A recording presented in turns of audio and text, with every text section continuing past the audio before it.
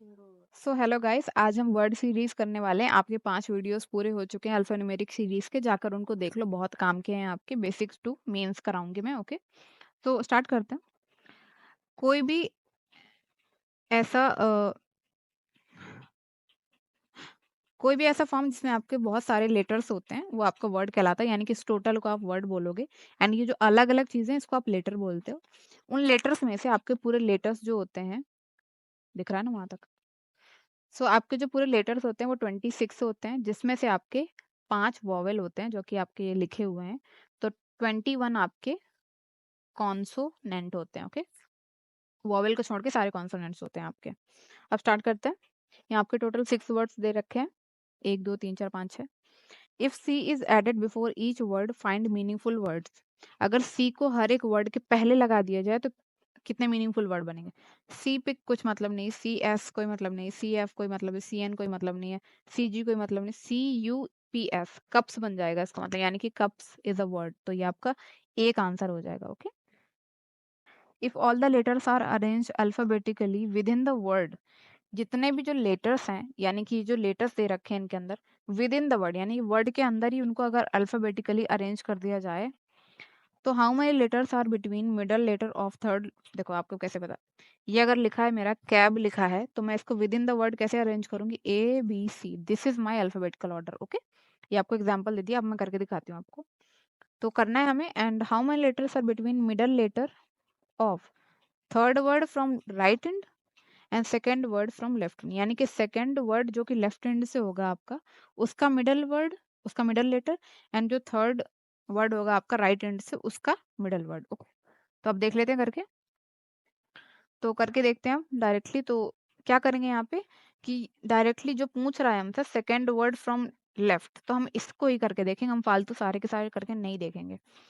यहाँ पे कह रहा है कि थर्ड वर्ड फ्रॉम राइट, तो 1 2 3 थर्ड वर्ड, इस पे ही हमको करना है, यानी कि सन एंड नेट। अब इसको हम अरेंज कर लेंगे अपने हिसाब से। क्या करेंगे इसको? ये हो जाएगा आपका एन एस यू, ये आपका क्या हो जाएगा? E N T, okay. अब क्या करना है हमको? बंद कर थोड़ा। हमारे लेटेस्ट हैबिट है। सो ये वर्ड हमारा बीच में पड़ रहा है, अब हम यहाँ पे सेट करेंगे। क्या किया था हमने? एन एस यू, यहाँ पे ई एन टी किया। तो इसमें बोला है कि इन दोनों के मिडल में कितने पड़ रहे हैं वर्ड्स, यानी 1 2 3 4 5। ठीक है, 5 पड़ रहे हैं आपके। सो 5 इज योर आंसर। अगर आपसे ये बोलता कि, एक चीज मैं आपको बताना भूल गई, कि अगर आपसे बोले अल्फाबेटिकल ऑर्डर में, यानी कि अल्फाबेटिकली कितने वर्ड्स बीच में पड़ रहे हैं, तो फिर मैं आपको बताती हूँ कैसे करना है आपको। ये आपका दिया था एस एंड एन, एस और एन के बीच में अल्फाबेटिकल सीरीज के हिसाब से कितने लेटर्स पढ़ रहे हैं, तो यहाँ पे आपको क्या करना है? इनकी पोजीशन के हिसाब से आपको करना है, ओके। कितना हो गया इनका अंदर? इन पर 5 हो गया, 5 माइनस 1 कर दिया तो 4, इनके बीच में 4 वर्ड्स पढ़ेंगे, ओके। 1 मिनट, बंद कर। सो आई होप आपका डिफरेंस पता चल गया होगा। इसमें दूसरा क्वेश्चन है, first and third letter interchange within the word. First and third letter within the word के अंदर इंटरचेंज हो रहा है, मीनिंगफुल वर्ड, यानी कि थर्ड वर्ड को पहले लाना है, फर्स्ट वर्ड को बाद में लाना है। सी आई पी कोई मतलब नहीं, एन यू एस कोई मतलब नहीं, आई आर एफ कोई मतलब नहीं है, टेन टी ई एन, तो आपका 10 बन रहा है। नग आपका कोई मतलब नहीं है, एस पी यू कोई मतलब नहीं, तो आपका नेट का जो आपका ये इंटरचेंज करने के बाद 10 बन रहा है, ओके। ये यहाँ पे आ रहा है, ये यहाँ पे आ रहा है, one word. So the next question is, if words are arranged alphabetically from left to right, यानी कि जो words हैं उनको अगर alphabetically arrange किया जाए left to right as it is, जैसे होता है आपका, तो क्या आएगा आपका? Third word from right hand, right hand से तीसरा। तो एक काम करते हैं, सारे के सारे वर्ड्स का ना पहला अक्षर लिख लेते हैं, P S F N G U. अब इनको अल्फाबेटिकली अरेंज कर लेते हैं। सबसे पहले आपका क्या आएगा? एफ आएगा, देन आपका जी आएगा, इसके बाद आपका पी एन आएगा, पी आएगा, देन आपका यू एफ आएगा, देन आपका यू आएगा, ओके। ये आपका अल्फाबेटिकली अरेंज हो गए। तो हमें देखना है कि 1 2 3 तीसरा पूछ रहा है ना, third from the right hand, तो जिसमें आपका पी है यानी कि pick. Pick is your word that is third from the right hand, this is your answer. If second and third letter interchange, second and third letter interchange कर दिए जाएं सब वर्ड्स में, how many words will end with consonant. अब देखो ध्यान से देखना, अब हमें यहाँ बोल रहा है कि थर्ड लेटर को सेकंड से इंटरचेंज कर दिया जाए, तो हमें सेकंड पे ध्यान देना है क्योंकि सेकंड लास्ट में आने वाला है। तो कॉन्सोनेंट अगर लास्ट में आ रहा है तो हमारा वही आंसर हो जाएगा। आई यहाँ पे दिया है, लास्ट में आएगा, खत्म, ये आपका वॉवल होता है, ये भी आपका वॉवल है।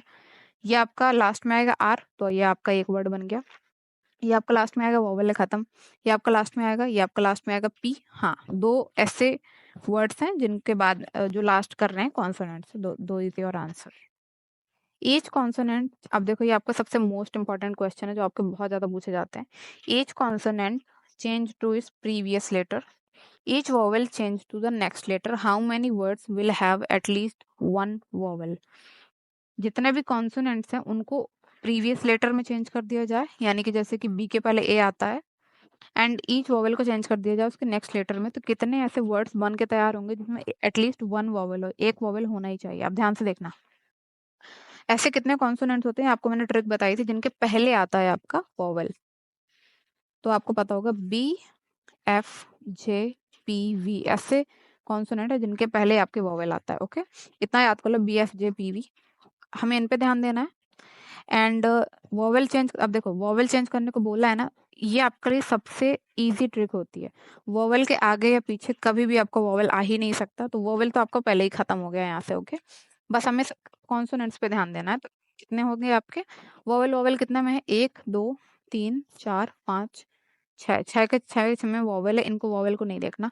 अब हमारे में देखना B J F P V किस में आ रहा है, B J F P V P, B J F P V no, BJFF, BJFPV, BJFPV, BJFPV, तीन तीन वर्ड्स आपके ऐसे हैं जिसमें आपका एटलीस्ट वन वोवेल आ रहा है, this is your answer. Okay, अब ध्यान से देखना, each consonant change to its next letter, Z D H N T, ऐसे वर्ड, ऐसे कॉन्सोनेंट है जिनके बाद आपका वोवेल आता है। ओके, Z के बाद A को कंसीडर किया जाता है।